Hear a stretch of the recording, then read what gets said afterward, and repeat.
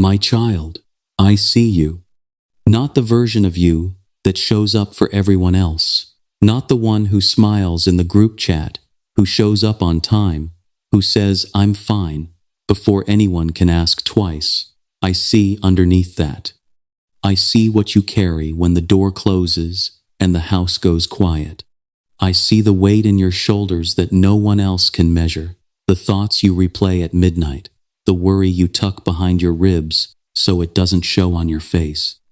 I see all of it, and I want you to hear this clearly today. You were never meant to carry it alone. There is a verse that has comforted people for thousands of years, long before you and long after you. It says, "The Lord is close to the brokenhearted and saves those who are crushed in spirit." Not far from you, not disappointed in you for struggling, close as your own breath. End quote. Some of you have been carrying something for so long that you've stopped calling it a burden. You just call it life now. The tiredness that sleep doesn't fix. The tension in your jaw you don't notice until someone asks if you're okay. The quiet grief for something or someone you haven't said out loud yet.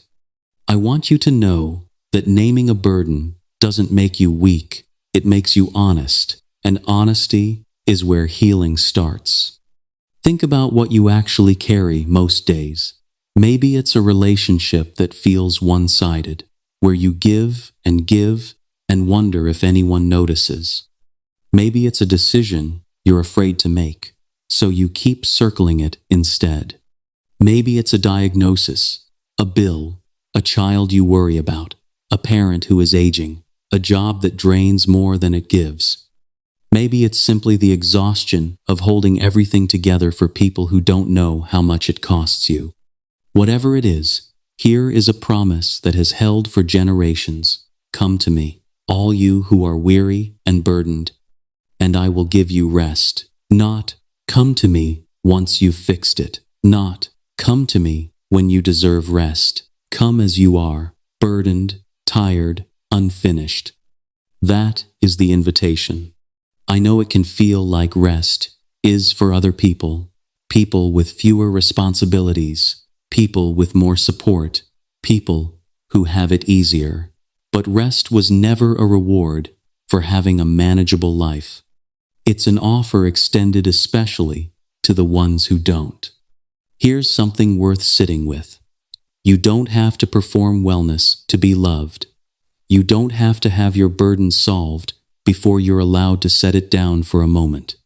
Even Jesus, in the middle of his own life, would withdraw to quiet places, to pray, to breathe, to rest. If rest mattered enough for him to pause his mission for it, it matters enough for you to pause your day for it. So today, I'm not asking you to have an answer. I'm not asking you to know how the hard thing resolves. I'm asking you to stop pretending it's light when it's heavy. Somewhere in your life, whether that's in prayer, in a trusted friend, in your church community, or in a counselor's office, that burden needs a place to be spoken instead of just carried. There's an old line that says, "Cast your burden on the Lord, and he will sustain you." Cast, not manage carefully, not minimize, not carry quietly forever. Cast it. Let it leave your hands, even for a few minutes, even just in prayer tonight. If you've been waiting for a sign that it's okay to be tired, this is it. If you've been waiting for permission to stop pretending everything is fine, you have it. If you've been waiting to hear that you're not too much, not too broken, not too far gone to be close to God, you are not. The brokenhearted are exactly who he says he stays near. Maybe today, that looks like closing your eyes for 30 seconds and just breathing. Maybe it looks like finally telling someone the real answer when they ask how you're doing. Maybe it looks like writing the burden down on paper so it's not only living in your head. Maybe it's simply whispering quietly, "I can't carry this by myself anymore," and letting that be enough for tonight. You don't have to have this figured out by tomorrow morning. You don't have to arrive at peace today. You just have to take one honest breath and let it be the start of setting something down. I see what you've been carrying, and I'm not asking you to carry it alone anymore. If this brought you a little comfort today, I'd be glad to have you back for the next one. And if what you're carrying feels heavier than words on a screen can hold, please reach out to someone in your life, a pastor, a friend, a counselor who can sit with you in it.